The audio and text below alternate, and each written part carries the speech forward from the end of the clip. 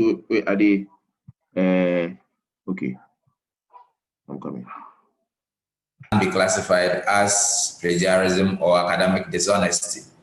So the topic this morning is ethics in academic writing, how not to plagiarize. And then we also look at how to use TurnItIn. I believe a lot of us may have been using it already, but then anytime we see the output, that's the report, then sometimes there appear to be some concerns, some get misunderstood, and then others to get confused of some aspect of the report. So we look at that. That will be very brief, and then we take questions and see which of them we can answer or discuss together. Okay. So in general, what is ethics in academic writing? You say a general principle underlying ethical writing is a notion that a written work of an author, be it a manuscript or a magazine. So basically, whatever it is that another author, so the author here, be it a student or a researcher, a lecturer, faculty, a book writer, a publisher, may have churned out, we are saying that they own the sole, they are the sole owners.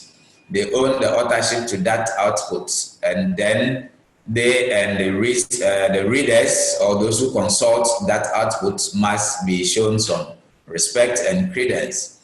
So in using these sources, just as we will all not be happy if another person takes what we churn out and claim ownership of it, we should, as well as we use other people's resources, pay the same homage to them. So what are some of the things we need to look out in order to stay within the confines of academic integrity or honesty? So we say we need to be honest and practice some level of integrity. So being honest simply means that as you use other people's work, if you visit the library or the department and get another student's PhD work to look at, we are basically saying that as you get it, you need to show the person some respect by ensuring that even if you didn't pick anything from it, but then that work gave you a lot of ideas that enabled you to be able to finish your work, we're saying that it means that that person deserves some credence. So if for nothing at all, in the acknowledgement page, you can put something there that a lot of us may not see relevant, but it shows how honest you are being with the work that you have churned out. You may not have quoted anything from his or her work, but the fact that the work gave you a lot of guidelines, a lot of introspection to be able to complete yours, we say that it pays that you let that person know that at least his hard work, his or her hard work was not in vain. And then you should also be objective about how you conduct your research work. So research output here, we being students, include assignments and every other thing that we need to put out. So being objective means that you need to see things without bias. You need to be very clear in your mind. Where you are unclear, you need to find out the fact and be sure that whatever you put out, somebody can look at it and say that, okay, this is truly what it is, and not because the author wanted it to appear in a way that he or she sees it. And then you should also be careful. Carefulness means that as you use systems, you need to watch out and be in the position such that you don't create problems whilst you try to use the system. There are instances the system may be at fault, and as you, so for instance, if you go to our webpage and trying to download some articles, if there are some weaknesses in there, then you need also to be careful not to aggravate that problem. If you are using someone's material, if you pick a book in the library and you are using it, you need to be cautious. If you are a scientist and you are in the lab, creating something for the world, you need to be careful and ensure that the output of that product is not harmful to society. And you also need to be open. Openness here meaning that you don't try to cover up things, things that you yourself, that could become problematic because you want to quickly finish your work, you kind of leave it. So a typical example may be when you know that you have consulted a particular material, but because your supervisor maybe said something that you failed to challenge, you let it be. Meanwhile, you know that you should have stood your grounds to prove that this is what it is, and then show your sources and be able to defend it so that righteousness prevail in your work. I think I also respect for intellectual property. So whatever other people churn out, it is there. So as you use it, you try and show some respect. Confidentiality here, we all know, very vital. If you do data collection, especially, we are saying that if the consent of the people have not been sought, you need to do that. If you did, and it does not include exposing their person here, not necessarily meaning that you show their pictures, but if the write-up is such that someone can trace the research to any of the respondents or the object of your study, that we say is not confidential enough. So you need to watch out and ensure that the subjects of your research, be it human beings or animals, are protected. You need to be responsible. So responsible publication. So being responsible here, meaning that you are taking responsibility for everything that you're doing. And so one example may be, for instance, if you are citing someone's work. So if the work is a secondary source, it behoves on you to search and be sure that whatever you are quoting is exactly what the authors, the main author, the primary author said. So for instance, if somebody wrote a paper and you are quoting, the secondary source that you are quoting may have paraphrased the primary source. So you need to do the extra work to go and find out how it was said. If you quote the secondary source and assume that that was how it was put out, you may be mistaken. You may end up putting it in inverted commas, in which case it may not be so necessarily. And also, you say you look at the legality of your research outputs. There are consequences for what we do. It doesn't matter that it is a student work that you're doing. If you do this and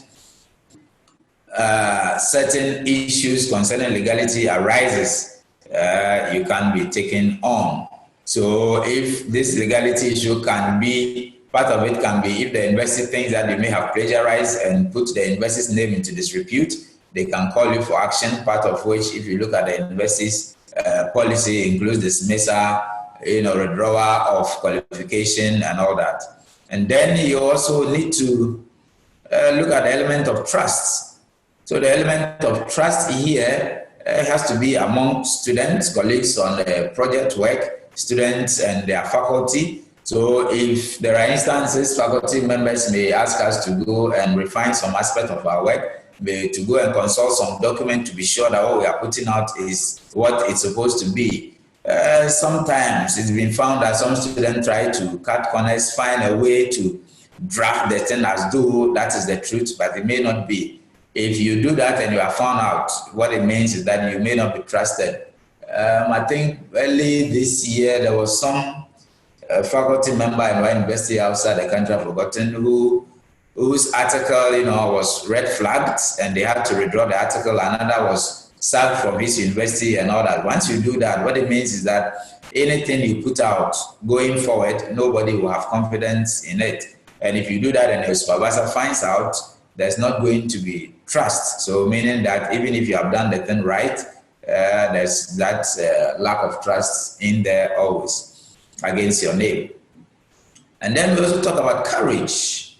So courage, if you look at the International Center for Academic Integrity's program, courage here mostly highlights on the fact that if you see someone who may have done something academically wrong or dishonest, you are supposed to report. But in here, I will look at courage in the light of you being bold to face things the way they are. I've met a lot of students who, even when they have a problem with their research work, feel shy to confront their supervisors about it. Normally you hear excuses like he may be angry, he may be that. About 3 months ago, I met one PhD guy who has completed, and he had to use TurnItIn to check his work before submission. There was a deadline to the submission, and yet TurnItIn was not working. So what do? You have been given a deadline, TurnItIn is not working. It is not your fault as a student that the system is not working. It's supposed to be that of the university. So the best thing you can do to help yourself and the community is to report that the system is not working, and for that matter, you are unable to test to submit. because it's a requirement. So I had to ask these students to go to graduate school or write to the dean of graduate school. And then he did that. Within 3 days, he had a response, and then the system was looked at, everything was fine. And then he was able to, so as I speak to you, he has submitted his work, hoping for assessment and defense to go and do his Viva. So let's look at this. It does not mean that you need to confront your supervisor or your lecturer aggressively or in a rude manner. Find a way. Do not always have the excuse that if you go asking, normally we take it to mean a challenge. It's not a challenge. You are asking for clarification. This is your right. Because the partnership between you and your supervisor in your research work or your lecturer is the fact that he is your guide. So if a guide gave you instruction and you did not get clarity of that instruction, if you try to follow, you're going to hit a rock, which is not right. And most often we try to do that rather by asking our colleagues and people around instead of going straight to the supervisor to find out what exactly they meant by the particular directive they gave that we probably did not get clearly. So these are some of the codes that we can always look at and ensure that we are working within the confines of academic honesty or integrity.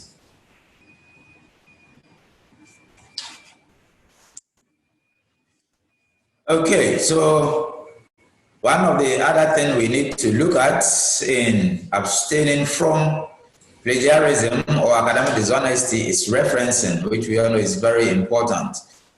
So referencing is a standardized method used to acknowledge sources of information and ideas used in your work or in a research work in a way that uniquely identifies the source. So if you see the word uniquely and standardized, meaning that there are standards promoted by accepted organizations globally. So for University of Ghana, we have adopted the APA standard, except a few departments who, do especially the languages. But in general, we have adopted the APA standard. And then what we say uniquely identifies, meaning that the details, the bibliographic details you put together to cite the source should be such that if anybody else wants to trace the source, they should be able to find out and say that, okay, this is the source he was claiming, and be able to find the quotation that you took from the source.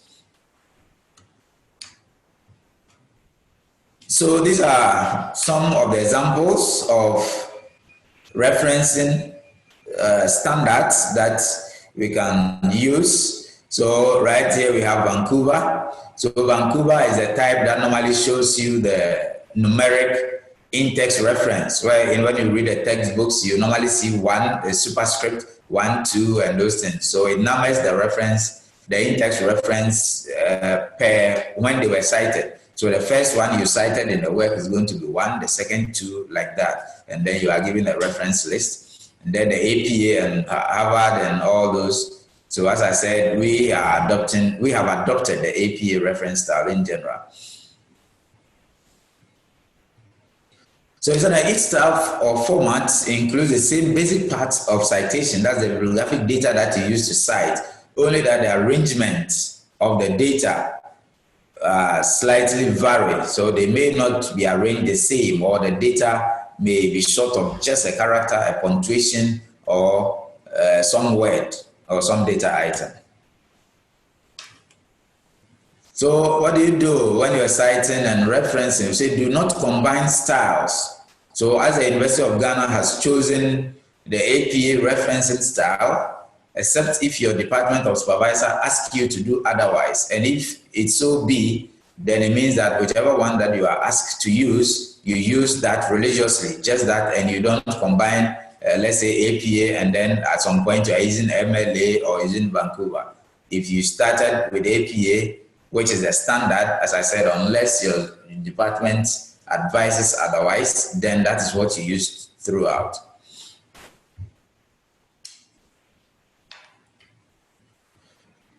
So why is it important to cite and or reference? Say you do that to avoid plagiarism. So you do that to avoid being accused of having claim ownership of another's intellectual property or authorship, to acknowledge debt to other writers. So we're saying we all know how difficult it is to come out with a research work So the challenges that you face, whoever's document you are using may have faced the same thing, if not worse. So we are saying that once you do that, at least you show them that respect that shows that signifies that the world owe them some debts and gratitude.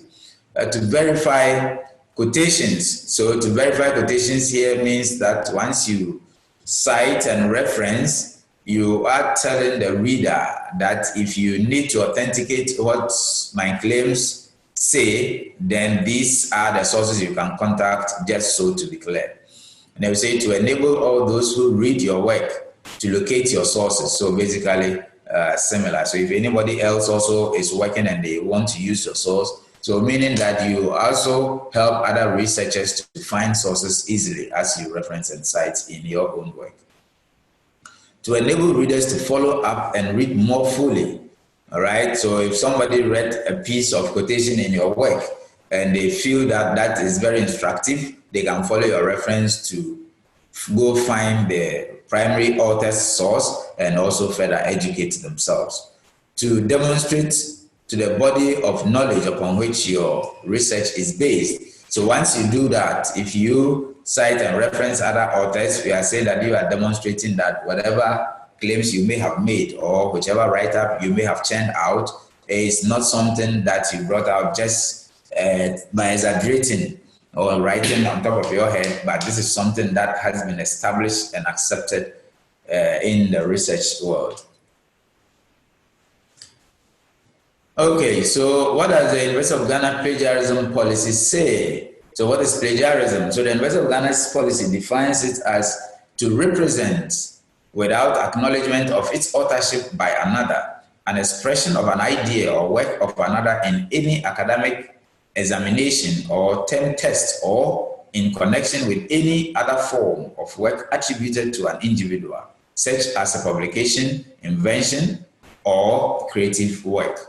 So we're saying that in all of this and in any other form, if you have consulted anyone else's work to gain a fair idea, like I said, if somebody maybe designed a system and you pick an idea from it, it pays that in your acknowledgement, you put a line or two there to show that your idea and your invention was birthed through your experience of the primary source or the other person's own creation. So to steal and pass off the idea or works of another as one's own. So if someone else wrote something and you copy and paste in your work without citing, what it means is that you are trying to claim ownership, and we are saying that this is academically dishonest. To use without crediting the source. To commit literary theft. So this is, yeah, so when you are picking someone else's work intentionally to steal. So there may be instances where these two may have been committed, but unintentionally. But when you do this, what it means is that you are intentionally doing it. To present as new and original an idea or product derived from an existing source. All these are from the University of Ghana's plagiarism policy. So if we have more time, we'll look at it, else I will urge you to go look at it. Turning in someone else's work as your own. So there are instances where someone may, so some of the publication houses like Elsevier take that very seriously. You know that if you visit any academic database, you may find some publications that are done in Germany, that are done in Chinese and other languages. So some people, intentionally convert those languages and submit to other institutions or publication houses, passing it off as theirs, knowing that it will be difficult to detect since they are in two different languages. When you do this, we are saying that that is academic dishonesty. Copying works or ideas from someone else's without giving credit. Failing to put a quotation in quotation marks. So please, if you quote a source verbatim, by saying that try and put it in inverted commas or quotation marks. As a giving incorrect information about the source of a quotation. So once you quote a source, try to ensure that the information you give, remember we have said that there's bibliographic information you give also leads other learners, readers, and researchers to the source in order that they are also able to further educate themselves or enhance their research work.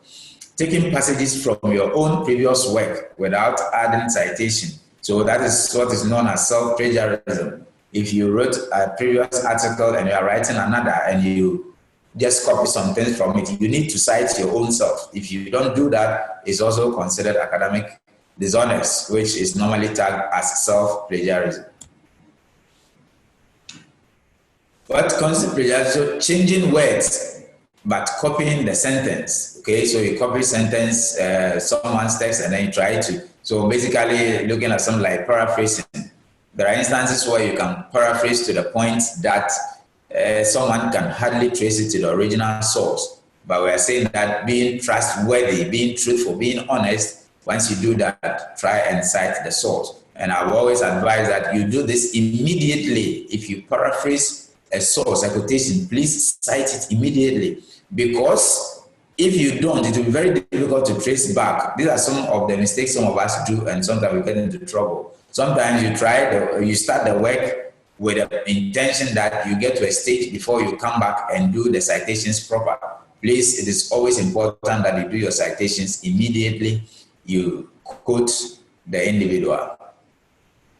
Interweaving various sources together in the work without citing. So you pick a few sentences from here, you pick a few from there, and then you put them together without citing. This is also wrong. Copying so many words or ideas from a source that it makes up the majority of your work, whether you give credit or not. So this basically means that whether you cite or not, it is still unacceptable for you to, sit back and just copy a whole lot of other people's ideas. This you can normally see when you have someone who, for a whole paragraph or a page, all that you see is according to, in the view of, as posited by, according to, as posited by, in the view of. You do that so many times. What it means is that you yourself are not writing anything.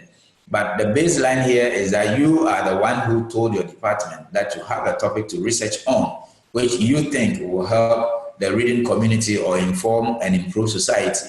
Now, if you pick or start the work and all you do is according to this man, according to that woman, what it means is that you yourself, you are not telling the reading world anything. You are not adding anything to the academic world. So we are saying that be sure that you put in your own self, let your ideas flow, let it be seen, let it be clear in your work. This is basically the reason why the university says that your similarity index, after checking your TurnItIn report, should be 20% and below, or it shouldn't be more than 20%. So we should take note and look at that. So this is very important here. This is the reason why the university says that. So as you work, please take note. Okay. So we are saying that in order to ensure that by the time you finish your work, you are safe, you do what is known as cite as you write. Cite as you write simply refers to ensuring that you put a citation immediately, you quote a source. So you don't get to a stage before, so let me go back and do the citations that, put citations to the text that I quoted earlier. We say you do cite as you write. Immediately you quote someone or you paraphrase his text, you cite immediately. We say keep records of your work. So there are instances we start the work and you may find some information. It mostly happens on books and the usage of web pages. So you go there, you copy something. Instead of copying the URL to keep, you leave that, you paste the text. The next time you are looking for it, you have forgotten the search term that you use to come by the text. So then it becomes difficult to trace. Now, if you have a supervisor or an assessment committee who are very concerned with plagiarism and the issue of referencing, this can delay you. It can cost you your graduation time. So we are saying that you try and keep records of websites, web pages, organizations, and some of the sources that you use. So normally what I do is if I start any project, I open a Word template and name it sites and sources. So anytime I have URLs that I intend to visit or that I visit, just copy the URL and copy the heading, you paste it, and then you tag. So you do that. So that particular Word document becomes something like a trail to the sources that you have consulted. So in that case, if anything should happen, you are simply able to trace it. If your work and articles should go for review, it may come back and ask you to change some things. If you didn't keep records, it's very difficult to be able to trace back and find them to change. Basic information needed for citing and referencing. So it's saying that as you cite and reference, be sure you have the basic information that you need to cite the sources appropriately. So the author's name, the dates, the title, place of publication, year of publication, the publisher, the journal name, the volume, all those things, you are sure that you have those things appropriately. Adopt reference management tools. So reference management tools here refers to example, EndNotes and Mendeley. So when you use these things, they are able to help you to, save yourself from some of the above problems, because the system do a lot for you. And as I have the information, next week we'll be looking at that.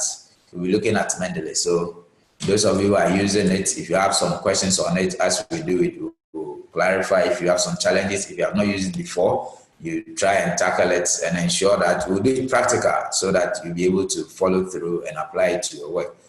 Now, before then, I will encourage all of you to visit mendeley.com, create an account if you do not have, and then download the app and install on your desktop. So the system works with two interfaces. So you have the desktop app and you have the online account, which enables the system to back up all your research sources, all the articles and ebooks that you use, such that if, God forbid, your computer should go off or you should lose a pen drive, then those data items are already in your cloud so that you're always able to call them back as and when you change your device. So please, you visit mendeley.com, create an account and download the app and install. Sign in on the desktop with the same credentials that you used to create the online account. And be sure to use your student email. So for the reason we push Mendeley on students is because it saves you the time of coming to chase us for password. EndNotes uses a password and we don't give it out. We need to install it for you.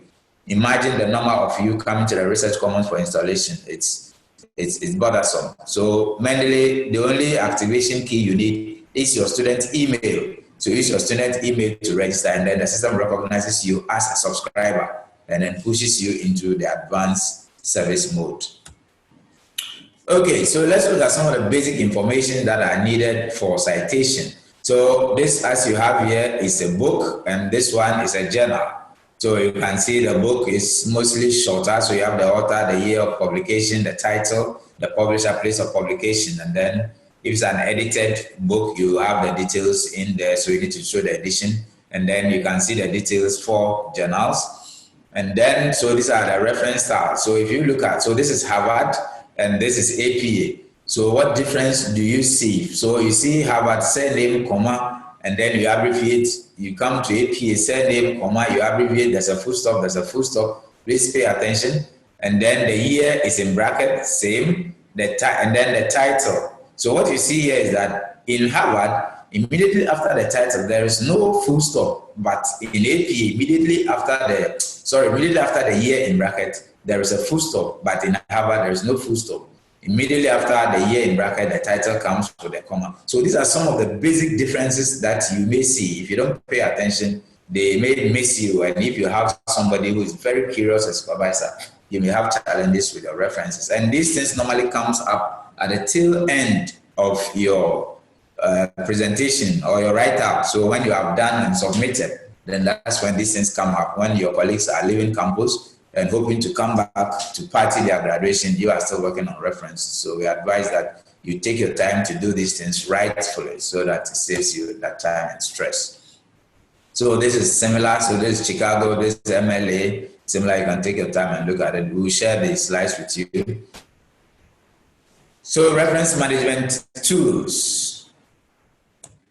We are saying reference management tools helps you to make your referencing very easy. Now, if you look at this guy here, this is typically how we work. So you have your books, your articles, mostly hard copies around you. You cite this one, you pick the other one. There comes a time where you can't even find out where you place one. And sometimes you need to carry all these things with you when you travel or as you shuffle from campus to the house. There may be times that you leave one, which is probably the one that you intended working on. And these things waste time. They delay your finishing time. So we say that instead of doing this, you may think that using the computer, of course, is automated, but this is not full automation. You can classify this as mechanic. We want you to get fully automated, so a lot of the things that are time wasters can be taken out of your research process. So if you look at this process, we say that these are some of the sources you use: articles, books, conference papers, and websites, and all the sources you may use. Now, you need to extract citations from all of these. The problem here is that you end up having to do a lot of typing. Sometimes you may lose some references. You may also make mistakes. You may forget a punctuation sign, which in totality makes your reference erroneous. And we're saying that if you do this, it wastes your time. So we are hoping that you apply a reference manager. So as you see in the middle here, this EndNotes or Mendeley, if you apply, then what you do is that once you have these sources, you have all of them, uploaded into your account. So that's we see this is a database, so meaning that you have a web account into which all your sources are uploaded. What it means is that you become device independent. All right. If you have all your sources on a particular computer, you become device dependent, meaning that if you don't carry that device with you, you cannot work. If you don't have anything with you, you cannot do a particular document with you, you cannot continue. But if you use a system which provides you with a cloud service, meaning that all your sources are uploaded into the cloud, so depending on which device you find, you log in, all your sources are downloaded for you, and you can always continue. You can travel abroad without carrying your local laptop with you, and yet you can go get some there, download your sources, and continue to work. So it's a time saver, and it also saves you from machine dependency or device dependency. So once you do that, you have all your articles. Just with a click of a button, your citations are inserted, and your reference or bibliographic lists are also populated for you.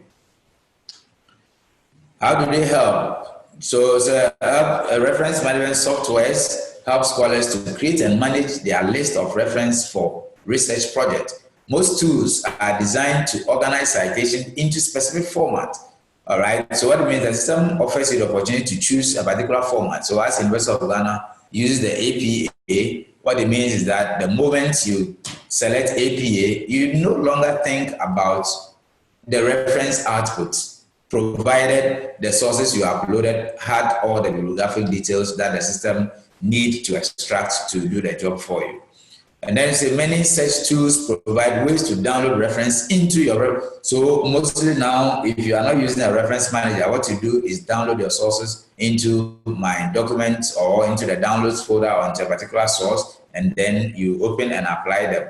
These reference management softwares enables you the ability to extract the sources from the database directly. So assuming you have visited Science Direct, you can extract the source straight from Science Direct into your reference management software like Mendeley, and then you use it. What it means is that you are also in a way saving space, because the more you download the articles into your laptop, you are also crowding your storage space. Yeah. So what's a reference? We say reference management software is a software for scholars and authors to use for recording and generating bibliographic citations. All right. And I'm saying that it also helps you with the download aspect, fast tracking of the in-text citation, and an automated bibliographic list generation. It saves you a whole lot. It takes you also away from machine dependency. You need not carry your laptop with you. If you submitted your work, found yourself in your hometown, and your supervisor calls and says, I've sent your work to you, there are some edits you have to do within 3 days and resubmit for final before your viva. You need not rush back to Accra if you went to your hometown. You need not rush back to campus. All you need is a cafe or another laptop, get some internet, and you can download your sources and work. So it saves you, as I've said, from machine dependency. So these are some of the examples. We have Zotero, we have Mendeley, Reference Manager, EndNote, RefWork, ProSci. There are so many of them in the market. But from my assessment and from Statistics Online, Mendeley and EndNote are the giants in or on the market. And fortunately for us, the University of Ghana subscribes to both. So if you are a student or a researcher in UG, you have no cause to complain. Like I said, we choose to mostly push Mendeley for students because it's easier. You can activate it yourself. If the system defaults or becomes faulty and you call, we can always direct you on phone. You need to carry your laptop to ask. But if it is EndNote, then you need to come for reactivation because we don't give the license out. Why do you need academic integrity? Having academic integrity is important for several reasons. First, you say having academic integrity means that others can trust you. Second, having academic integrity is important because it provides value to your own degree.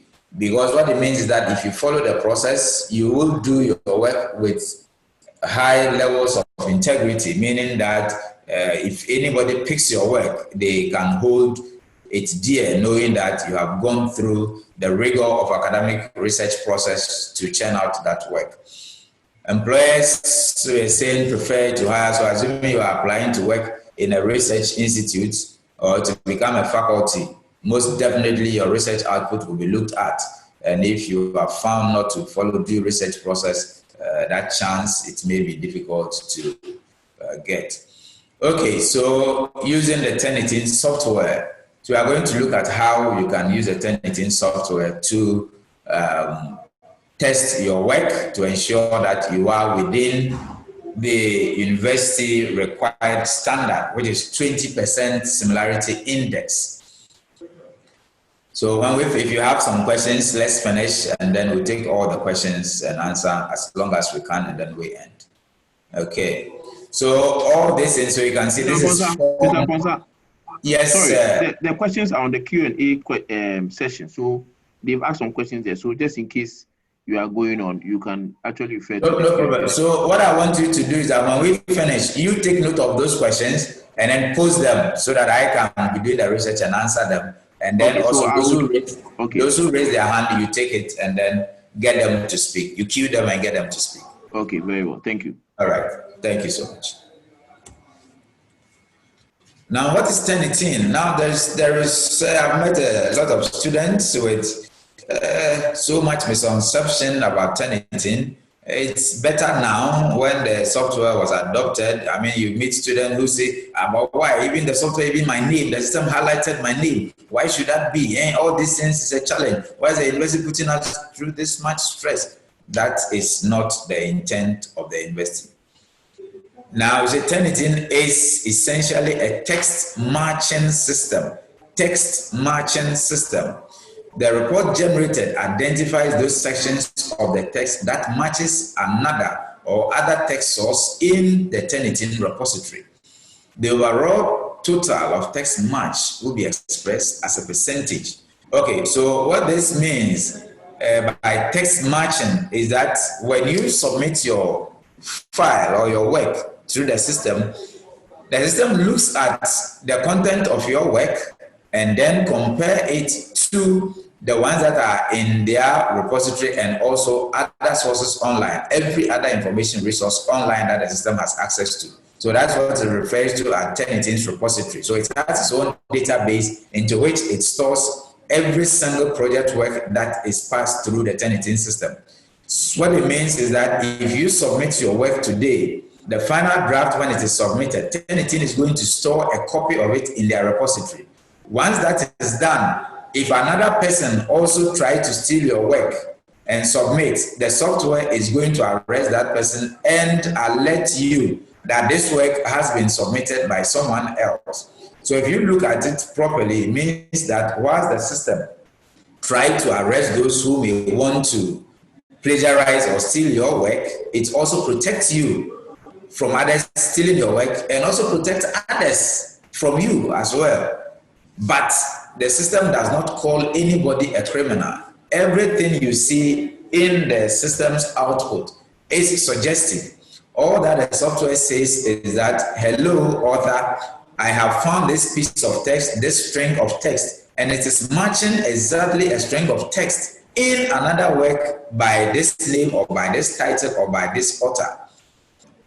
So what then is left is for you, the writer or the author or the student, to find out, to see and be sure if you did cite that author. If you did, there's no problem. If the system highlighted even your name, it is because your name is common and someone else has published online with the same name. So that is not a problem at all. The system only makes suggestions. The final arbitration as to whether or not you are plagiarized, even if you are beyond the acceptable similarity index, is a decision that is supposed to be taken according to the university's policy by the assessment board or your department and or graduate school. So what are some of the limitations of the software? Is that TurnItIn does not offer a ready solution to plagiarism. Its use is therefore not a substitute for good academic writing practice. For example, correct citation and reference. TurnItIn will not help you with that, so you need to. So TurnItIn may not be able to accomplish the following: detect plagiarized work from books or sources which are old and not available online on the internet. Now, this is where the risk is the most. So if you don't take care, you may think that, okay, because the system cannot find this, then let me rather use a lot of books, probably locally, that probably may not be online. Now, know that the punishment for academic dishonesty is applicable retrospectively.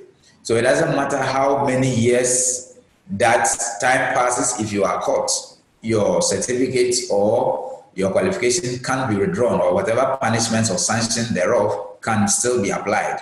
So you need to be cautious. I say this is very dangerous because if you do this immediately as you submit the work to your supervisor or even to graduate school, they may not be able to detect.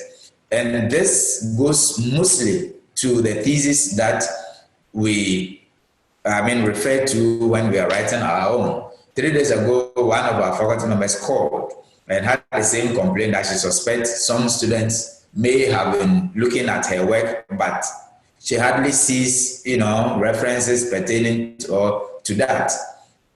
So I will encourage that as you work, be very cautious, especially if you did cite from a source that is online. TurnItIn will alert you, meaning that you can correct it. But if it's from a colleague's, a past student's thesis, you need to cite immediately, because if you forget, you're going to be in trouble in the future when you lead experts. You lead experts, especially if you have become standing for presidency and everybody's looking at you. You can just imagine. So TurnItIn, we're saying detect work which is plagiarized by translating from one language to another. We're saying that if you translated someone else's work from French or any other language to English, the system will not be able to find you out, but the academic world will leave that to posterity. It will not be able to search all electronic journals. There are systems that have prohibitions, so meaning that TurnItIn will not be able to penetrate to go in there, meaning that the duty of ensuring proper citation and respect to other authors and sources lies solely on you, the writer. TurnItIn may also not be able to detect images, graphics, mathematical equations that may have been plagiarized. So please beware. These are some of the common sources. All these things are from the university's plagiarism policy, so you can look at that later. The link is there. So text matching.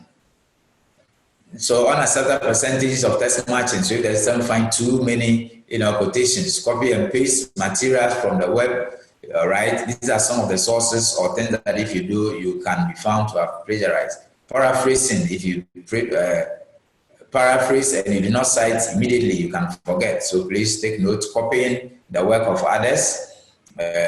Quotation, so direct quotes not duly acknowledged. For example, using the APA format, present quotation in block form when the direct quote is more than 40 words. So this, I'm sure you may be aware, it is not advisable that you quote lengthy text. Now, this is part of the reason why a lot of people get high similarity index. If you quote too many lengthy text, what it means is that you end up finishing and a lot of the content of your work becomes that of others and yours is limited. The thing is a balance of what you wrote and the reference and credence you are giving to others. If theirs outweigh yours, what it means is that you are being dishonest and you are not telling us the whole truth. So we are saying that per TurnItIn standard, you are not supposed to quote a text, even if you cite it. No, you are not supposed to quote more than 40 words from any single source. So like if I'm highlighting all this and pasting in my work, this is more than 40. TurnItIn APA standard does not allow that. But there is that flexibility that in certain instances it may be necessary, especially if, let's say, it's a statement, a speech, maybe something that Nanado may have said, maybe Donald Trump may have said something, maybe a researcher may have said something that you think is a block that you need to present to portray a message, and yet it is more than 40. Then the system is saying that present that in a block form. So normally you see in a write-up that is normally the indent is indented a bit into the middle of the page with a citation. So please take note of that. When we have time, I'll demonstrate that to you. Okay, so copying the work of others, copying from other sources, all these laboratory data that you think cannot be traced. Maybe later some of your colleagues may come out and say you did not give them their due credence after the risk or the hard work they put in. Text matching, similarity indices. So let's look at some of the indices or the explanations of the directive in the policy. Overall similarity index should not exceed. These are direct quotes from the university's policy. Please take note. So the University of Ghana is saying that the overall similarity index should not exceed 20%. All right. So mean that it should be within 20% and below. Now I say that if you are within that, normally, after testing, the image or the icon that shows you the test result normally will show in green. I'll demonstrate that when we go to the testing. And then single source similarity index should not exceed 2%. What does it mean? This means that if you pick, let's say, a book written by a particular author, you cannot quote more than 2% of the total volume of the content of that book. All right. So whatever you take from it shouldn't be more than 2%. Okay. And then it's an acceptable number of words in an unbroken string. So this means that it is possible that you may put out your own conjecture, write your own sentence, and yet it may coincide with another author's own write-up. What the university is saying that should that occur, the number of words continuous, all right, should not be more than 10 words. Other than that, it can hardly be seen as coincidental. How can two people say the same thing word for word, punctuation for punctuation for more than 10 words? So that is what this means, an acceptable number of words in an unbroken string. So if you think that is your own write-up, so that is why sometimes you put something out, you know it is yours, but then there's them say, no, there's a similar thing in someone else's work. Normally, we advise that you rephrase yours if you think it is yours. But if it was a text that you took from the source that the system is suggesting, then we advise that you do the needful by citing the author. Okay, so that's about the rules.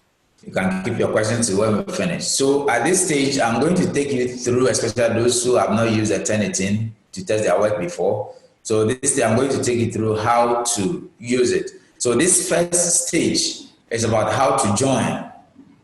Now, we did this because if you go to see RCOM simply means Research Commons. So we created that test site at the Research Commons. Now, we did this because in using the software, if you submit your work directly to your supervisor, the software tests and then saves a copy in the repository. I believe some of you may have had a situation where a colleague reported that they test their own work and the second time they tested, they had 70%, 80%, 100%. That means that they used an account that had the option for saving, copy saving had not been disabled. So if you use your lecturer's account to do that, that's what happens. That's why we always suggest that to pre-test your work, you need to submit it to the RCOM account. So in this account, we have disabled the option for the system to save a copy, meaning that you can save and resave. You can, test and retest until you are within the acceptable range, and then you can submit to your supervisor or submit the final work. So to use it, first of all, you need to join the course site.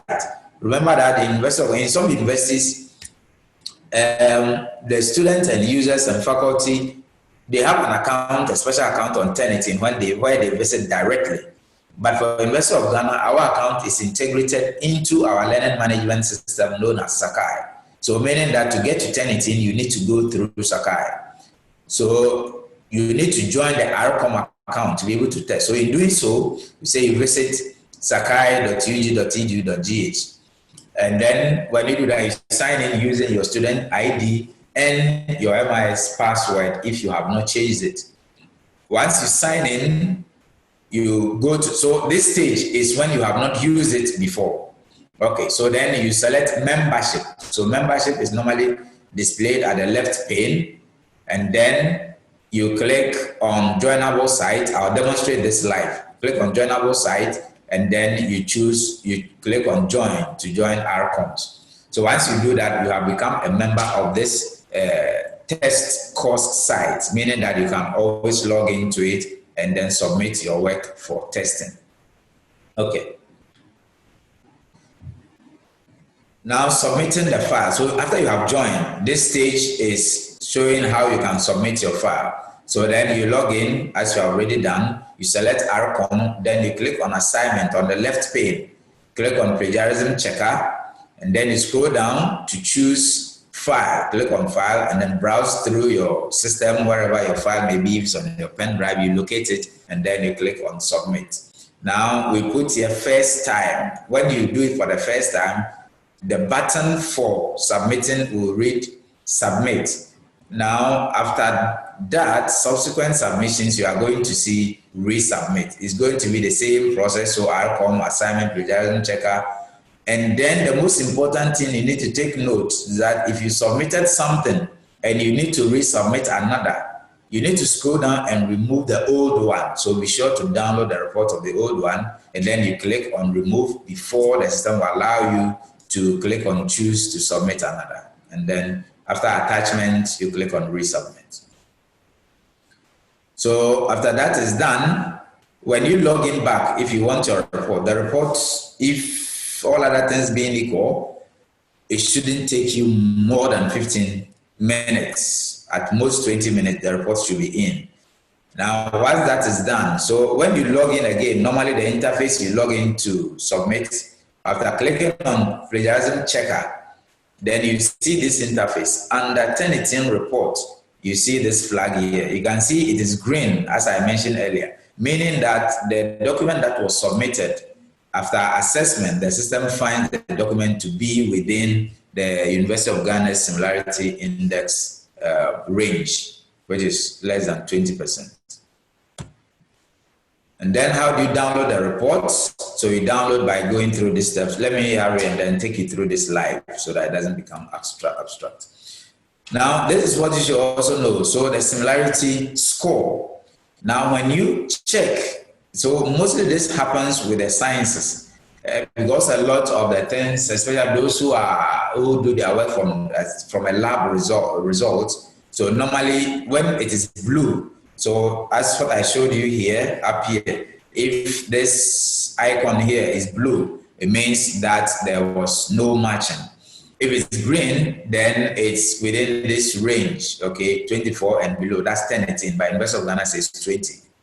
If it's yellow, then even before downloading, you know you are above the range. If it's orange, 750 to 74, red, then you are very high. So you need to take note. So these are the color codings that you need to take note of. So, in it all, we're saying that to work within the ethics of academic writing, start every project with integrity. And to do this, we say adopt all necessary tools from the onset. Note-taking, use of special tools. Example is reference management tools, and add any other equipment or material that you think you need to complete the work. Start using them immediately. If you think of starting some aspect of the project and coming back, there may be things you will forget, which will either delay you or cause you some level of dishonesty in the final output. Acquire the necessary skills in the use of applicable tools, part of which is what GRASAG is offering you presently. So if you need to learn how to use Microsoft Word, some aspect, I know some people have problems with numbering, page numbering and all that, which is why some people normally have two versions of the work, initial pages, and then you have the main work and all that. So you can pick up the skills in doing that. And then say be familiar with acceptable academic information sources. This means that if you are within an institution, what databases, what publication houses does your institution subscribe to? Be familiar with it so that you don't end up consulting Google and the open web for sources. When you do that, you may not be able to authenticate the credibility of the source.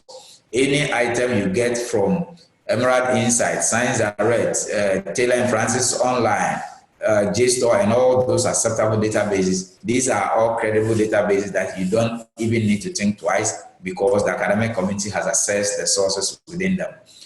Be familiar with accepted referencing style. Cite as you write to avoid unintentional plagiarism or self-plagiarism. Paraphrase properly and cite immediately. Please cite the original source as much as possible. So this means that, as I said earlier, if you found a secondary source and you are unsure of the actual quotation or proclamation by the primary source, please use the reference from the secondary source to trace the original source and be sure that you have done the needful. And above all, we are saying that please be honest with your work. Even if you used a colleague's work, if a colleague gave you an idea, if your colleague spent some time to take you through something that you didn't understand at the risk of their own deadline, please, when you are done, try and show them some respect. You know, I had one lecturer after finishing his PhD called me and said, I need your full name. I said, sir, what for? He said, I'm trying to put you in my acknowledgement. I'm very appreciative of all the help that you gave me, and I want everybody to know about that. You know, it gives motivation because sometimes you'll be in the night, people will call you when they have deadlines. So if you take all these things for granted, when you meet people who are not dedicated to their job like I like to think I am, they may not pick calls at night. Once the office hours are closed, they won't bother. But we also need people to feel motivated so that when we are hard pressed against deadlines, they will also feel concerned to come to our aid, not just us, but to also feel concerned for future students, knowing that whatever help they put in beyond their working hours can always be recognized and appreciated. Thank you. So before we do the question and answer, I want to take you through live how to join the RCOM and also how to submit your work for citing.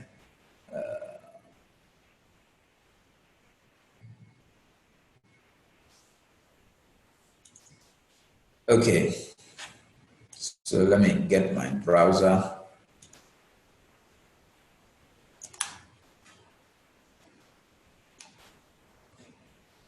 So first of all, I said you go to Sakai. So how to join? sakai.ug.edu.gh.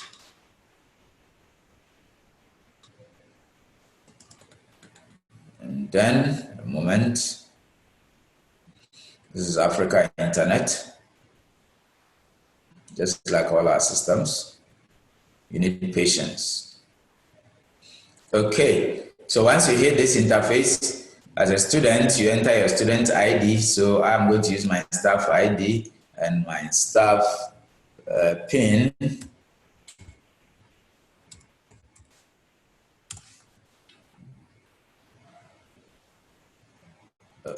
Okay. Okay. wonder if someone can remind me. Okay, so once you log in, remember I said you had to click on membership. So membership is here. So you log in, you look for membership. So this is when you want to join the course site. You cannot join any course site if you have not been added. But we have made the RCOM course site open so that every student can join.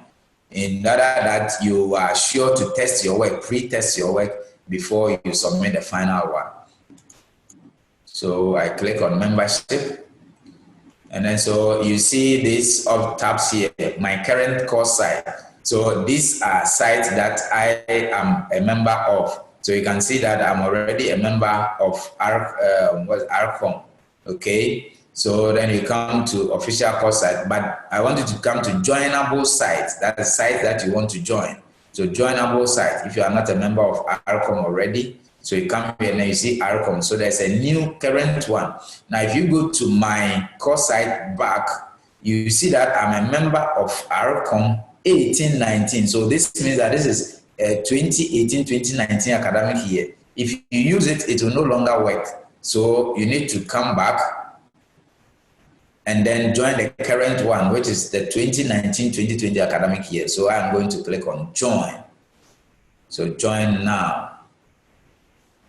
So that's it. So you are now a participant in this course site. So that's it. So now I'm currently a member of that course site. So if I go to my current course site,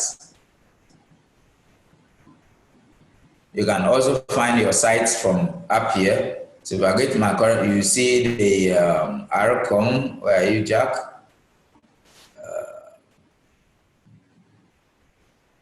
Yeah. So you see the 1920 here. All right. So you click on it.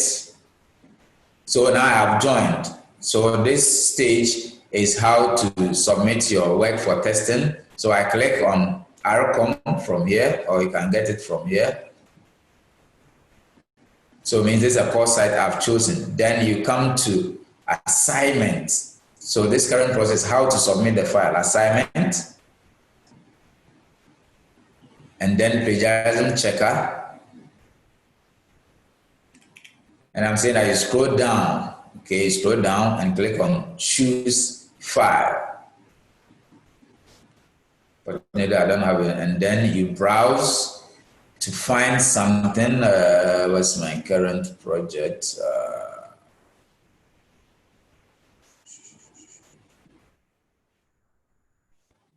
So let me choose something from here and test. So I pick this and submit.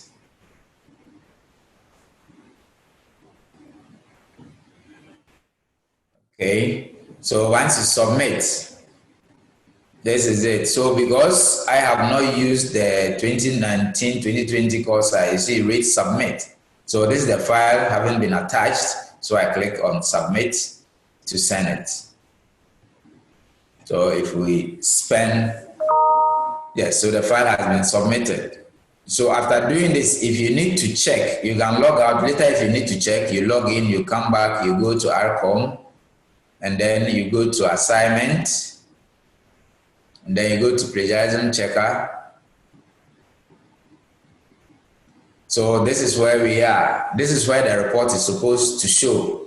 So now, as you hear, you can see the hourglass showing. It says electronic result, blah, blah, blah. The name is here. If I put the mouse pointer on it, say this item has not yet been submitted to TurnItIn, but I have submitted it to Sakai. So meaning that it's still in the process of getting through to the TurnItIn system. So once that is done, you'll be notified in your email. But please take note, the report comes here. The report does not appear in your mail. It comes through Sakai.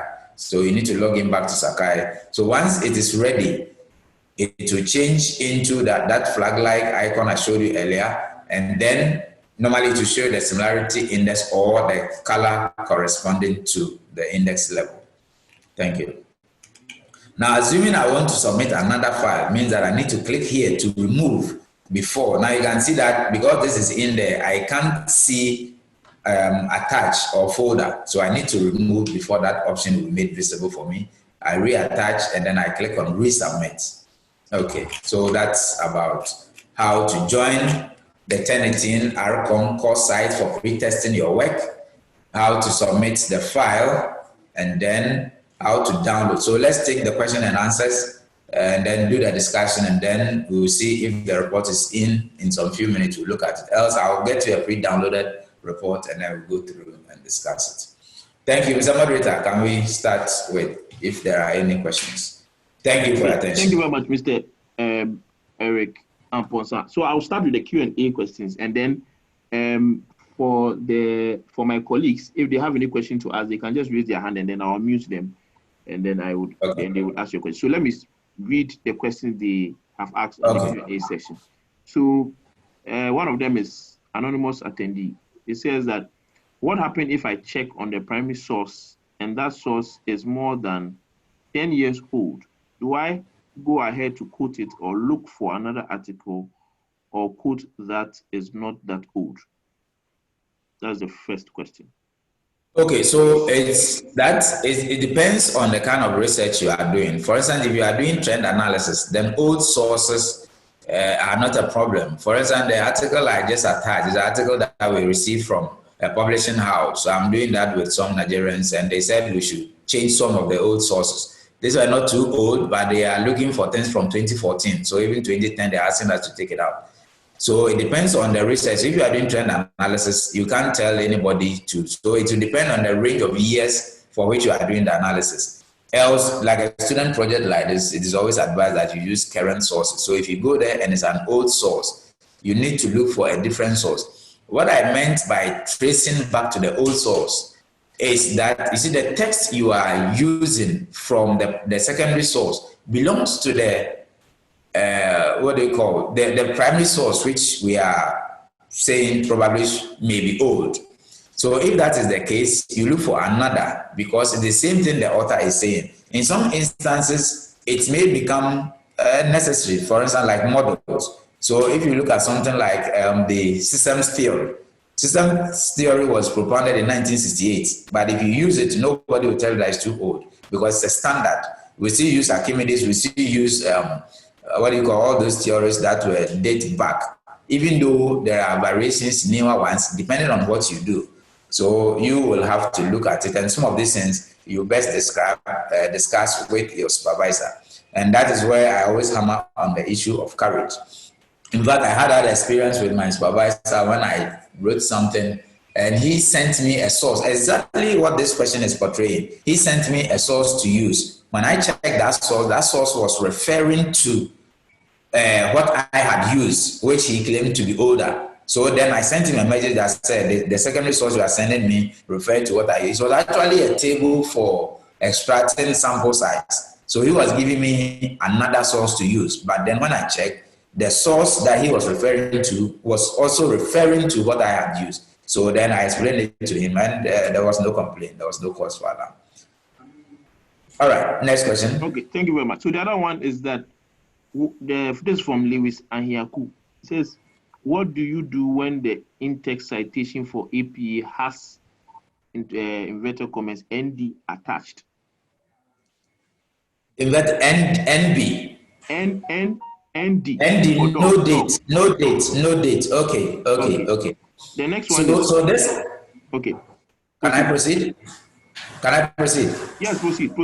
Okay, so this happens when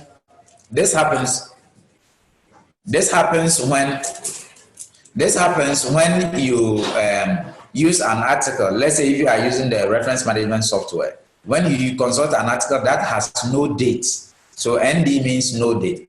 Now let me show you what to do. Now I always say that we all know research is not easy. It's a very, very difficult work. All right, so it takes a lot to get the information or the bibliographic details that we need to cite. So when you hit a challenge like that, what I propose you do, for instance, so let's have an example here.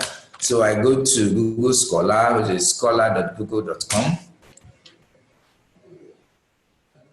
So let's assume you have an article that has no date. So let's say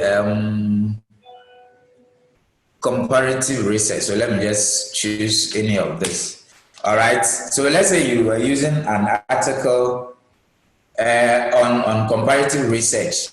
So what you can do is copy the title of the article and then search in Google Scholar. When you search, you come and find. So if you look at this, this refers to cited by. So it means that this particular book has been cited by 770 people. So assuming this is the book you were using and there was no date, what you do is that when you search the title and you find it, then you come to cited by and click on cited by. So it's going to expand for you to see all those other authors who have cited it. And then you click on their work, one of the works, open it and scroll down to their reference list. Most possibly, and it has always been the case, you will find one of them having seen the original work, and for that you get a date from there. I hope this is clear. So you copy the title, go to Google Scholar, search, and then pick one of the authors who have cited the work you are using without a date. And then you scroll to their reference. So assuming this was the work, you see that it was published in 2000. Then you have the date. So you go back and correct it. I normally am not happy when I see students using a system and claiming there's no date. The date is always available. Yes, any other question, please? Yeah, the next question is from Lewis Ahiankuse. Do you have to quote a citation all the time? Do you have to quote a citation all the time? I'm not getting that. Okay, because the quotation is a text you are taking from another person's work. The citation is the bibliographic details or the name of the author and the date that you are putting there. So assuming I am quoting, please, what's your name, please? Lewis Ahiaku. Okay, so let's say Anyahu is your surname. So let's say I'm quoting you. If I quote you and I put there Lewis Anyahu 2020 because you are current, what it means is that 2020 is the citation. What you said that I'm referring in my work, that's the quotation. So I'm not getting your question, but I hope this may answer. Okay, next question. The next one is the same person. Is Zotero acceptable? Yes, any other system that you can use to ensure that you have the right referencing style, if it can generate the right reference style for you and help you do your work, that is fine. But you see, the reason I will always ask you to go Mendeley as a student is because some of these systems don't have online or cloud interfaces. Meaning that when you install it, everything you have together with the software is on your computer. If you traveled and your supervisor sent you your work to do a review and you left your computer back home, you can't do that work, assuming it was urgent. So if you use Mendeley, as you use it and update, everything you do gets updated into the cloud. You need another computer, not necessarily yours, and you can always work. So Zotero is fine once you are sure you know how to use it and it works better for you. That's okay. Thank you. The next one is from Pascal Borozi. It says, if I copy a work without paraphrasing but reference that work as copied, does it constitute plagiarism? Can you come again, please? It says, if I copy a work without paraphrasing, okay, but reference that work as copied, does it constitute plagiarism? If you reference it as a quotation. Yes, without paraphrasing. Okay, no, it doesn't. It doesn't. Okay. It doesn't. So what it means is that, so that's what we call direct quotation or verbatim quotation. So you need to put it in double quotation marks or inverted commas. And then you put the citation there. But note that if you pass it through TurnItIn, TurnItIn will highlight it. Highlighting it simply means that TurnItIn is alerting you that this piece of text here is in another work. So it will be your duty now to look at it and be sure you have cited. Sometimes I need to put in this alert. Sometimes TurnItIn may give you a different reference. So when TurnItIn highlights a piece of text, it refers you to a particular work. Sometimes the source from which you took the piece of text may not be the one TurnItIn is referring you to.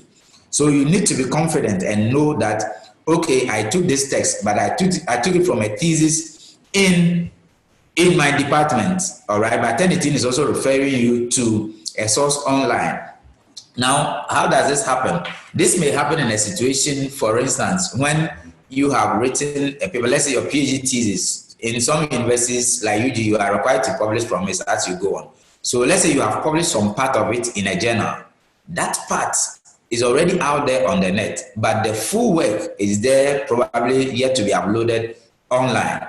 So if you, even though you cited from the manual work, the system can refer you only to the online one. But if you know that you took it from the manual one, then you have to be sure that you are okay. You don't need to panic. Thank you.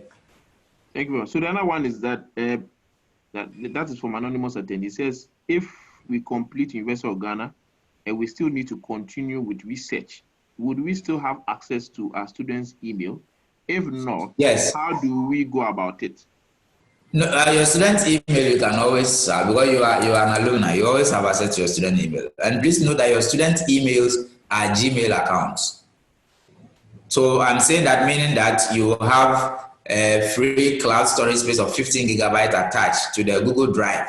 So those of you, if you don't know how to use a Google Drive, you can search on it, and it's very helpful. You can save copies of your work. I have seen PhD students cry on the day the day before their final viva. Some of them had problems with the final work. Systems crashed and all these things. In fact, there was a student whose laptop was stolen. He spent the whole night doing final edit only to go and present the following morning. Fell asleep in his balcony in the hall, and then somebody picked the laptop. All right. So you don't, well, I always say that you don't need to pray. Leave God alone. Make sure you have a backup and you are safe. Thank you. Okay. This is another. It says, my Mendeley is not responding. He keeps saying there is an internal problem. I want to find out, is it my machine or is maybe a general problem? Okay, if you were using it before, sometimes if, you know, some softwares have a common folder in which they use some common files.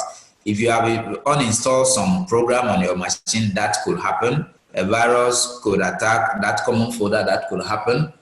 Or if you are now installing, sometimes there are some updates that may not be on your machine that can cause it. So I will ask you to re-download the app. So download the app, a fresh one, and reinstall, and you should be fine. Okay, the other one says that our comp site is unavailable, but the Josephine Asante, she says she just tried it, but it seems the Arcom site is unavailable.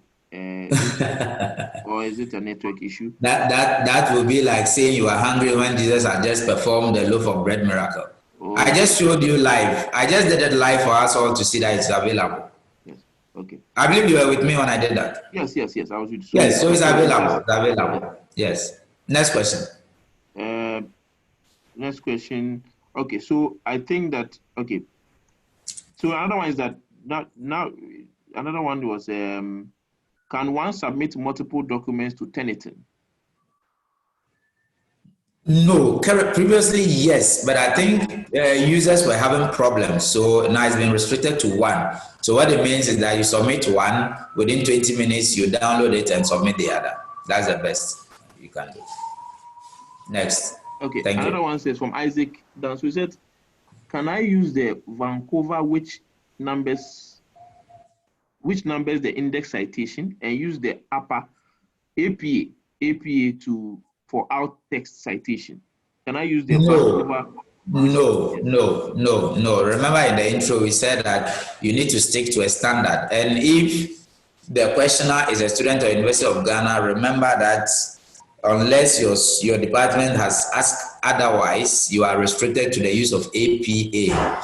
If it's an article you are writing, please consult the author information. They will tell you the reference style that they use. Every journal publisher has the standard that they use, so please consult them. Don't choose, otherwise you may end up having to change them all over, and it takes a lot of time if you are not using a reference management software. Now, one of the advantages of using the reference management software is that if you publish an article and you're asked to change, all you do is you click on a button and then it will change from one reference style to the other. Thank you. Next question, please. Yes. Another one says, can you please elaborate on the difference between resubmitting and submitting another file?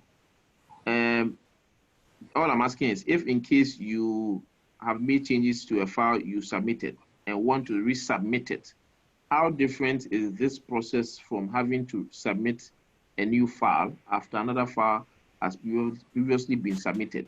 There's no difference. There's no difference. The only thing is that you remove the previously submitted one and submit a new one. There's no difference. Thank you. If I send my assignment through Sakai, will it automatically do plagiarism check for the lecturer without my knowledge? Yes, if you send it to the lecturer, if you send the assignment to the lecturer and the lecturer has enabled plagiarism checking on his Sakai account. So what happens is that if I am your lecturer and I give you an assignment, if I intend for TurnItIn to check every work that all my students submit to me, I will enable the plagiarism checker in my Sakai account. So anybody who submits to me, the system will check it before it comes to me. That's why I said that if you need to submit your final work or any assignment, use the RCOM site to pre-test. Otherwise, if you submit to your lecturer, if he doesn't give you the option to resubmit, what it means is that the first one that you submit, if you go beyond the similarity index, you may be found wanting. Yes, another one, referencing direct quotes on news files. Please, is it advisable? Direct quote on what? News files. News. Dominic Andor. News, like news articles. Yes, I think so. Of course, of course. So there are bibliographic details to cite it. So if it's a direct quote from a newspaper, you need to reference it directly. So you need, if the author, you know, normally the journalist's name will be there, and then you show the name of the paper. So you collect all those details and cite appropriately. So this is from Sarah Pia. It says, is it okay to reference the secondary source if you're unable to access the work of the primary source? Yes, because the primary source that you have found, but I advise that you do well to find the secondary, just to be sure that what you want to do is what is there. The secondary source you are seeing probably may have done something wrong. So if you don't take care, you also be following suit. So if a thief stole something and you also go to steal from him, the police trail will always come back to you. So when I say that, what that means is that try to be sure that the secondary author or source has the statement in a way that the primary author had it. But if the secondary source is own is a paraphrase and that is what you want, then fine, you need to cite it. Okay, so another one says, what free softwares can convert citations from, for instance, Harvard to APA? Can convert citation from Harvard to APA. So Mercy Abba just wants some free softwares that she can convert citations from. So Mendeley is free. So besides the University of Ghana subscribing to it, Mendeley is free, EndNote is free, Zotero is free. They are all free. The only thing is that Mendeley and EndNote, they have a subscription version which gives you advanced features. So even if you are not a student of University of Ghana or a staff, you can still use Mendeley. They give you 2 gigabytes of free storage space, which is enough. You can use it for so many years because articles and ebooks are very minimal. They are in kilobytes, so you can still use them. They are free. Thank you. Yeah, another one says, is Grammarly plagiarism checker the same as TurnItIn? No. Okay. I'm not sure of that, but no, TurnItIn is TurnItIn. Okay. So can one use TurnItIn as they progress with their work? As what? Yes. So it's advisable that if you finish chapter 1, please do the testing. If you finish chapter 2, please you do that. You finish chapter 3, and then as you move on, so you finish chapter 2, do chapter 1 and 2 together. Chapter 3. That's the essence or the reason why we created the RCOM site, to give students the flexibility. You know, when the system was initially introduced, students didn't have that option. So a lot of students had problems. They submit to their lecturers and then they are flagged high, and they spent a lot of years correcting. This was the time that I was at the Research Commons. So in fact, we had to propose for this to be created. So I will advise that you all try to use it to be sure that you are within range before you submit to your lecturer. Okay, so how do you cite information from a video, for example, from YouTube or from BBC? Okay, so if the video is from, okay, so let me make it simple. So Google the APA referencing style. There's a small file online, and then scroll down to video. They will show you the. So what it means is that you listen to the video and then you pick the bibliography. Every video has an author or a creator, so you cite the creator. So how to do it? APA has it. You can download and then scroll down to video citation. So another one is sometimes there are some common words such as research method, design, population are highlighted. How do you go about it? Okay, so good. So those are things you shouldn't bother about. And there are also, if for instance, when you are paraphrasing, there are technical words that you cannot paraphrase. All right, and there are also standard definitions that you can't do anything about. So those ones, don't worry about it. If it's a technical word that, for instance, every student in mathematics or computer science or engineering or business school is using, you can, for instance, every student in their methodology will use the word methodology. So the system will highlight them anyway. It does not mean that the system is calling you a criminal. Okay. Another one says, how do you cite a phenomenon which is similar in every leading textbook in an area of study? I mean, the phenomenon has attained general knowledge. For instance, in many books, culture has elements like religion, education, social structure, language, values, aesthetics. How do you credit this general knowledge to a particular author or artist? How do you credit? No, these are words, so you don't credit them. You only credit, let's say, a conjugation, a write-up, a piece of strength. So, for instance, if I wrote a book about student learning behavior or an article, and in there I am comparing this current crop of students from the University of Ghana and previous, and I make a statement like the current crop of students of University of Ghana are found to apply research tools in the conduct of their research work. So this is my conjecture, my conjugation. So you cite this string of text, not a word like research. Research is not anybody's own. So that's it. Okay. Another one said literature review takes a significant percentage of our thesis. Since the literature review is mostly based on other people's work, how do we ensure that we don't exceed the 20% similarity index of the overall work? Okay, you ensure that by not putting too long pieces of text, all right? As we mentioned earlier, you see that it's time that you don't quote text more than 20% and all that. So if you do that, so you have somebody saying according to, in the view of, as quoted by, as said by, this man said that man said that. If you do that so many times, this is what happens. So we always advise that, you see, the thing is that, for instance, if you are writing about student, the example I just gave about the previous student and the current crop of University of Ghana student.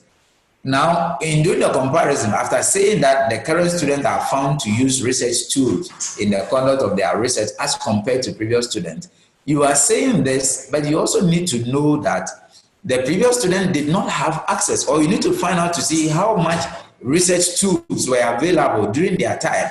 All right. So after you have said this, you need to put the clarity that even though this is the case, current trend observation shows that, for instance, in about a decade ago, such research tools as Mendeley, EndNote, official Microsoft Word, storage space, and all these things were unavailable. And this probably could account for the reasons why previous students are seen not to have been using. You can see how much I'm speaking. I've not even ended. So once you interlace your write-up with this style, you are the one telling us about the work.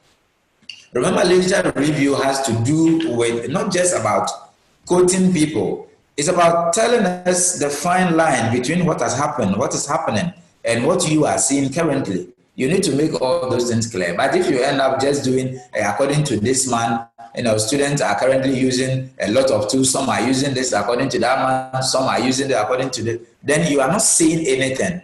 Because if you said it and somebody can clearly see that they were not using it previously because there was none, and you are only doing according to, that is when you end up with too much or very high similarity index. Thank you. Next question, please. Yes. Every word or group of words have been used before by someone. In academic work, where anything typed can be from unpublished work, interviews, memory, and writings based on other people's work, can there be an instance where what you contribute is truly original without citation? Yes, there can be so many situations, and whatever you do is original, despite the citation. So that is what the question is, what this particular point is saying, that when you write the work, like he's saying, people have written, people have said things, there are so many quotations out there, so many books out there, but we're saying that it will hardly be possible if you look at this particular, if you look at this particular instruction here from the University of Ghana, it simply means that it will be hardly possible for two different people unaware of each other's output to say the same thing word for word, punctuation for punctuation. So the university is saying that if that should happen, it shouldn't be more than 10 words continuous. If it is, then it is suspicious. It will be highly impossible. Thank you. Can you please explain to me about in-text citation? So in-text citation is the citation you put after the quotation. Do I have? So this is an in-text citation. This. So because all these texts are from the University of Ghana's policy, that's why I have this here. UG plagiarism policy into bracket 2016. So this is an in-text citation. So if you quote somebody in the work, that's in the work. So we have in-text citation and we have the reference list or the citation list or the bibliography. So the bibliography or citation list is the list of references that you populate at the end of the work. The in-text citation is the credence or the benchmark you put to the various texts that you quote in your work, just like as you can see from here. Thank you. Yeah, so I have come across some in-text citations that are referring to other artists. Example, Robin cited Inspector 2016. Is this allowed or correct? Yes, so previously somebody asked that question, how can we be sure if the person, if you go to the old one, the other one, the primary source, and it's an old one. So that's why some people do this. So this, in a way, for me, is something like a disclaimer. So let's say you and I, now, I am citing you and you have cited somebody. So that's a third party situation.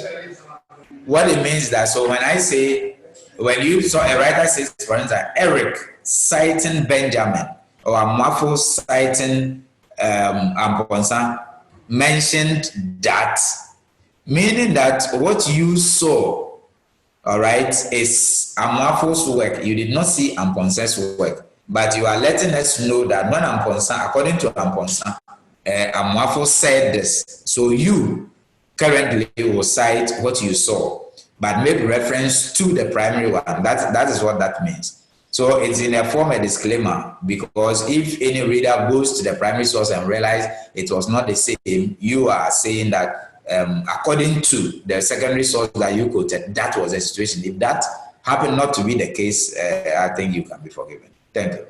Do you need to download the reference management software? Yes. So for EndNote, if you are a staff or a student and you prefer that one, you go to Research Commons in BAM Library, they will install it for you. But for Mendeley, you need to download it and install, and also create an online account. For Zotero and the others, yes, you need to download them. Okay, another one says that I want to know about the accepted percentage for the plagiarism policy for University of Ghana. Are we supposed to put in the entire work from the title page to the appendix? Is it accepted for less than 20% policy for using the percentage obtained after you have excluded the less than 1% matches? Or the question is not too clear? No. So that sentence is already done in the system. So this is it. Overall similarity index should not exceed 20%. This is from the university's policy. The link is here. Later, all of you can check.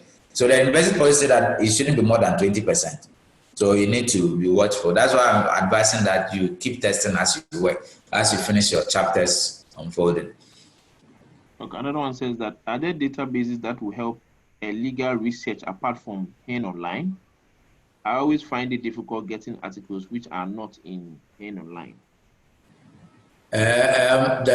Yes, there is one at the University of Ghana Law School.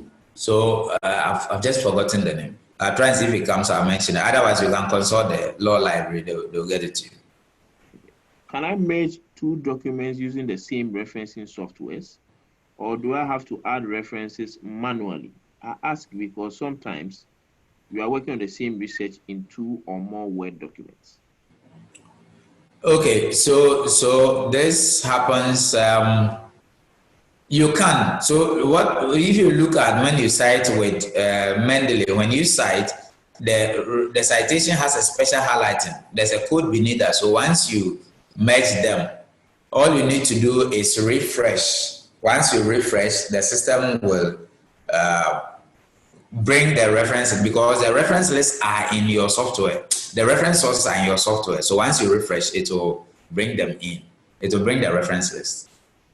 Okay, another one said, do we have an app or device that can help to before then, maybe, you see, the reason why a lot of you work in different, maybe you are working on chapter 1, then you open another word. A lot of it that I have seen is lack of skill. So I don't know, maybe after the next 2 webinars, if you like, I have some few things. So I'll discuss with the coordinators and see if we can do something small on that. There are basically things you can do to prevent that. People do that because then you have the initial pages on one, the acknowledgement page differently, the title page differently, printed and all that. We can look at that later. So we'll discuss that later and see how that can go. Yeah. Okay. Yes, another one says that, okay. So I think that, so should we include the bibliography in the document we submit to TurnItIn? Yes, please. TurnItIn has been formatted to exclude bibliography. So once you submit, it does not highlight that. So those of you who have done it, you realize that if you do, it will not highlight any of the bibliographic list. Now, previously in some departments in UG, they did what is known as after chapter reference list. So after every chapter, the reference that you use in that chapter, you populate them. Now, if the reference list of bibliography are in between the chapter, the system sees it as part of the text. But as for the ones at the end, the system has been formatted not to include it, so it doesn't. Okay. So, okay. What's the difference between references and bibliography? That's from Walasi. Okay, so references mostly is what you are required. Reference list is what you are required to populate as a student. So the reference list deals with only the sources that you cited in the work, in the particular project, be it a thesis or an article you are writing. That's only the list of the sources you cited in the work. So a list of references of the in-text citation. Now, a bibliography is when you're writing a book and you are trying to be honest with all the sources you consulted. Like I said in my intro, there may be sources you consulted but did not take anything from, but then it gave you a good idea, a very bright understanding of how to go about the work. You can add them. So when you add those ones, then it changes from a reference list to a bibliography. So a bibliography is a list of references giving credence to all sources cited and others consulted but not quoted from or not cited.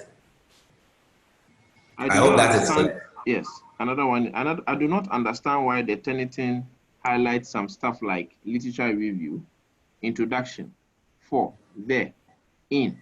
Okay, so it does that because all these texts are in every student's work. These are not something you should worry about. Like we said, the system is a text matching software. It does not call anybody a criminal. The software has only been designed to match every text in your work that can be found elsewhere. And since every student project work can be found to have that heading, literature review, introduction, it will always highlight them. It has nothing to do with name calling or dishonesty tagging. Thank you. Okay. Please, when you are about to submit your thesis to the department, do you submit the whole work into TurnItIn or some chapters, maybe 1 or 3? No, you submit everything. Okay. Submit everything.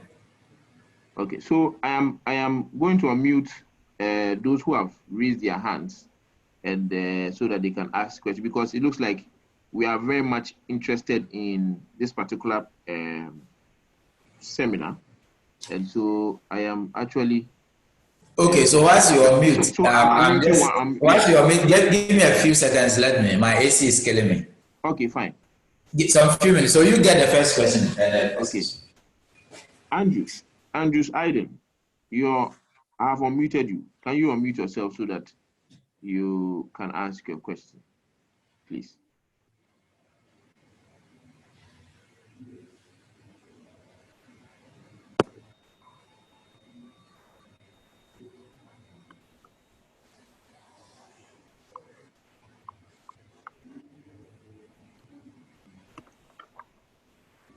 So I'm actually unmuting those who have raised their hands so that you can ask your question.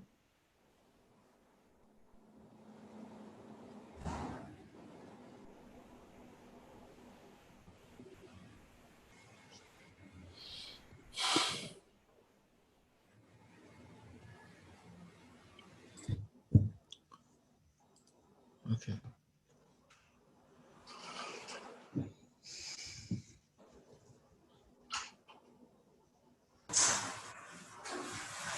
Hello. Yeah. Can I ask my question now? Okay, yes, I'm here. So let's take the first one. Okay, so actually mine is not a question. I want to find out the suggestion about the other webinar on how to really use Microsoft Word will be an interesting one, because I find that I'm struggling. Page numbering, table of contents, that kind of thing is really a bother for me. So I'm wondering whether our executives can consider doing that for us. So you have just spoken to them, or you can consider it a command to them. Thank you. I believe they have heard it. So we'll look at it. I'll try and make time for that. If only they agree to do it for you. Okay. Thank you. All right. Thank you. Next question, please. All right. Thank you. Good morning, sir. And thank you for your presentation. Welcome. I'm sorry, but I think I was a bit late in joining the presentation, but maybe you might have touched on what I'm about to ask. Okay. But I have two few questions. The first is, how do you go about referencing something that has been referenced in an article? So you pick an article and you want to reference it in your work. Yes, but then that, or whatever you want to reference, is more like the person has referenced it in his work or her work, whatever. I'm not getting it. So let's say you have an article. Let's say you have an article. Exactly. And you saw a piece of text in it. Exactly. And the article you have has reference, and it has the reference code cited. It has a reference list in its reference bibliography. Yes. So you have to use the bibliographic data, so the reference, to find the particular article and then cite it. Oh, okay. Unless I'm not getting your question clearly, because if you have any article, you cite the article. Mr. Mwafo, yes, sir. I think what he wants to know is that if you Mwafo 2020 as cited in Kojasari 2019 or something. Maybe that's what he wants to know. Is that it, sir? Yes, please.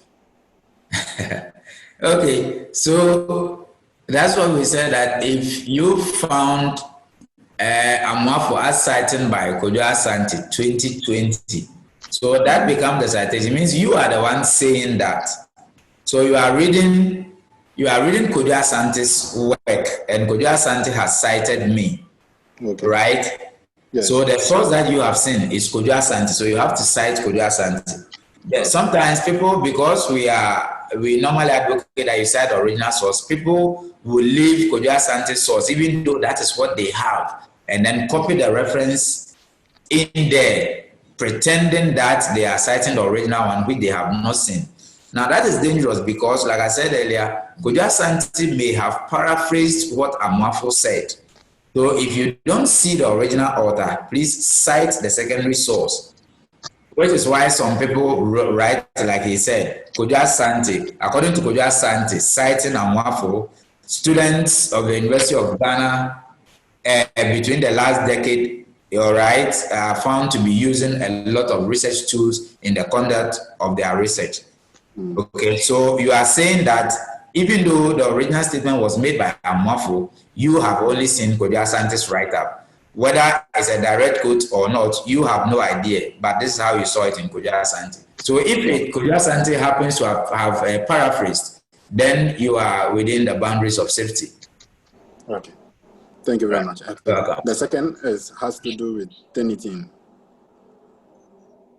I'm listening. So, yes. So, I think last 2 weeks or so, I tried using it, but then it wasn't working. However, I got the same complaint from some colleagues of mine, and I want to ask whether that issue or whatever it is has been resolved. How many weeks now? It's about 2 weeks, please. It's about 2 weeks now. Okay, so sometimes the system develops some faults and then they had to. So when I logged in, you realize that my account was not showing the 2019-2020, meaning that there was a problem. So, ladies and gentlemen, so let me just use your question to clarify this, to that it is working.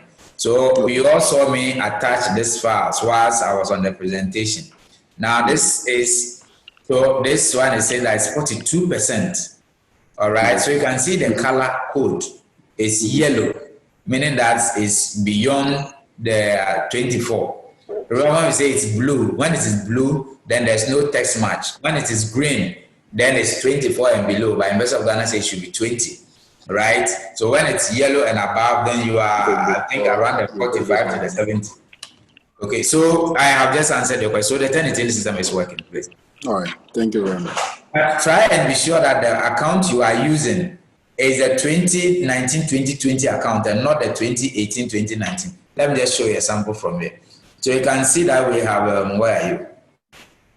So this is ARCOM 1819, right? This is the old one. So you need ARCOM 1920, okay? So when you log in, check and be sure that is the current one you are using. If not, then you go through the process I mentioned. If I can repeat quickly, I've said that when you log in, so let me go back home. When you log in, you click on membership. It's membership, right? Yes. And then you go to joinable site.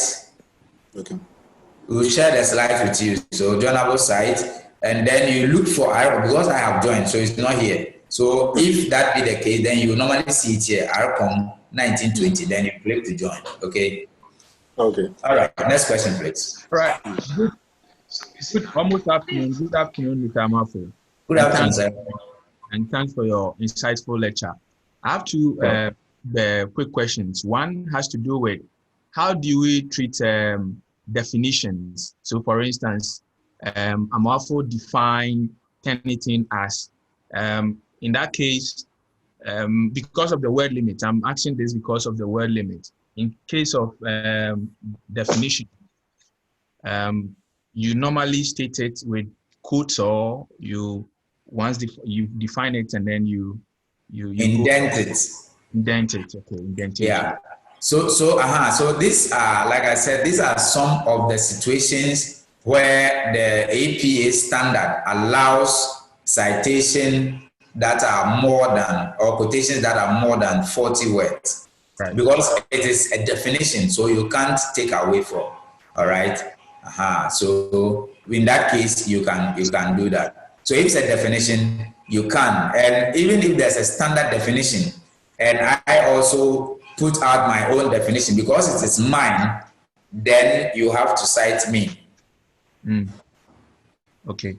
The So second, for instance, please carry on. Next question, please. the second one has to do with, I don't know whether you have seen people writing using, let's say, Amwafo and references therein, similar to somebody say Amwafo cited in, let's say, Tete.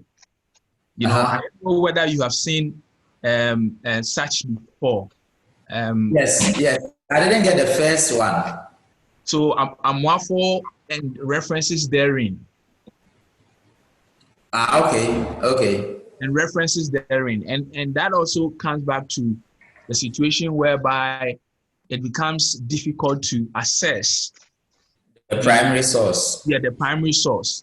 I don't know what is the university's take on it, but because my lecturer has actually pushed me into doing that before, because it was difficult, you know, getting that. Exactly. So this is why I'm saying that in such situations, be bold, approach your supervisor, he's your guide, and discuss. But the unacceptable situation is when it is too many in your work. What it means that you are being lazy, you are not looking for the original source. Right. All right. Now let me tell you, when you visit, please, if you have your pens, you can write. So go to bam.ug.edu.gh. That's the BAM Library's electronic resource webpage. Now, as a member of the university community, if you are tracing an article and you are finding a challenge, there is a form there that you can fill. There are staff who can help you find it. So the form is a article request. So when you, let me just demonstrate. Forgotten that I'm on that. Can you please type what you said, as in where you... I'm just going to demonstrate. I'm going to demonstrate. Okay, thank you. So the website is bam.ug.edu.gh, bam.ug.edu.gh. That's the University of Ghana's electronic resources webpage. So this is in answering to your question. So if you find an article you are having difficulty tracing the primary source, or even if not a primary source, you find a title you think is instructive and you want it, sometimes you try accessing and then you are blocked or you are asked to purchase it. The university makes funds available to help you in getting that as much as we can. So there's article request wise. So this is it, okay? So when you hit the web page, you look for article requests and then you click on the button and then you complete this form and submit. Please don't put more than one source. Please, when we don't search for books, we search for only articles, journal articles. So just one title, you complete the details as you can see them and then submit. A staff will look for it and then send them to you. Thank you. Next question.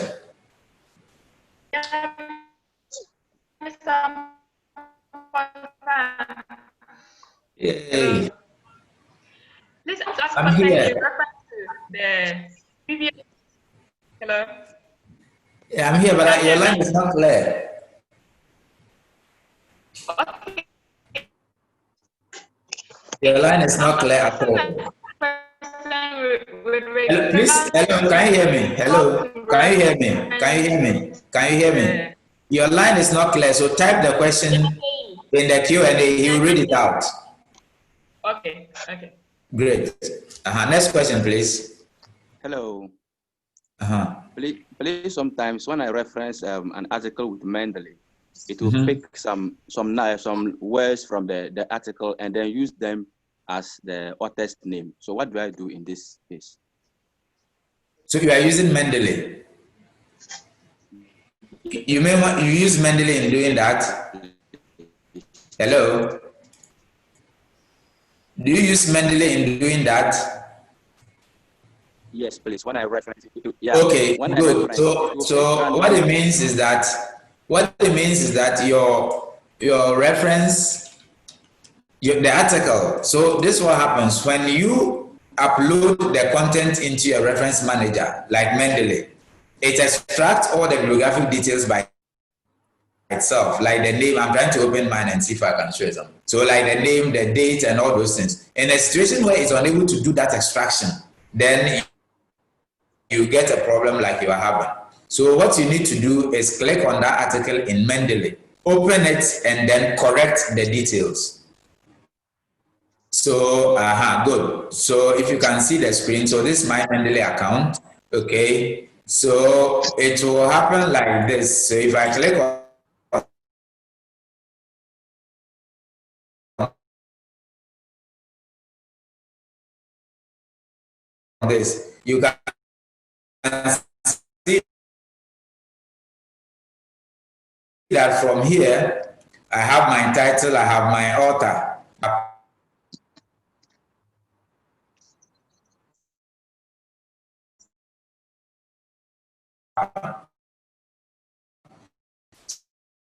So what I'm saying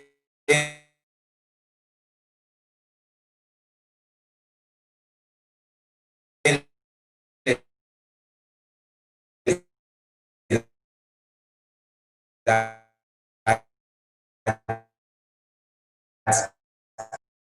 double click it. So if you are found to abuse the system, the university can trace to you. So please be careful. All right. That's to everyone. Okay. Please, next question. Thank you. Hello. Yes. Yeah, most of my questions have been asked, but then the last one, I would like to know if Thank God. the I would like to know if the recorded version of this webinar series would be made available to us. I think we'll find it very helpful. Well, that is to your organizers. So so they deal with them later on your platform. Okay. All right. Next question, please.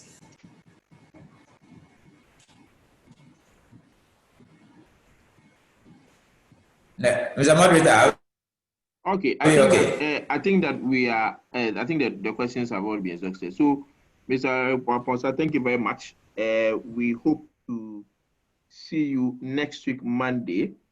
We also wish to remind our colleagues that next week, Monday, we will be treating Mendeley by our very own Mr. Eric Amposa. And so, thank you very much for joining this webinar series. This is actually a 1-month series, and so this week we are done with one. Next week we'll do another, and then we would update you on the topics as the days go by. So thank you very much, and see you next week. Right. Thank you all for your attention. Bye-bye. Thank you too. Thank you. Bye. Hello, moderator. Hello. Yes.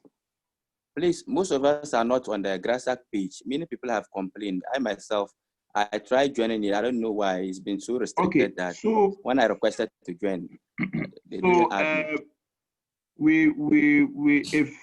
if you have a pen, we would actually refer you to the secretary, the acting secretary of the association. That's Christian Edu. And so Okay, I have. Maybe let me just type her number on the chat here so that you can call her right away. Okay. Add you to the page. Thank you. So just be on standby. Thank you very much. All right, moderator, bye-bye. Yeah, bye-bye. Thank you very much, Mr. Posa. Welcome. Thank you.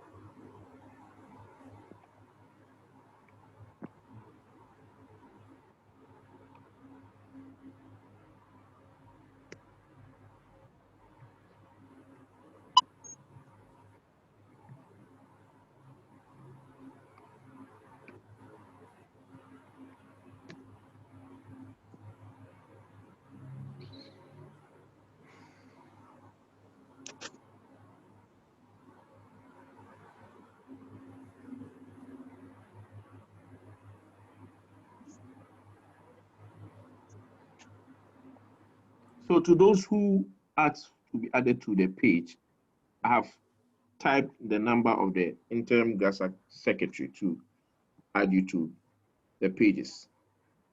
Christian, are you here? If you can actually... Yes, please, could you call out the number as well? Okay, so the number is 0245. Okay. 827. Right. 458. Right. Okay. So we just have to call her and tell. Yes, and indicate to her that you are not on the GRASAG page so that she adds you to. Please, what's the person's name? Christiana Edu. Gianna Edu. Christiana Edu. She's the interim secretary. Christiana. Okay. Right. Thank you so much. Thank you very much. So any other questions before I end the meeting? Okay, on this note, see you next week, Monday, for Thank you. Good day. Next lecture. Thank you. Sure. All right. Thank you. Okay, bye. Bye.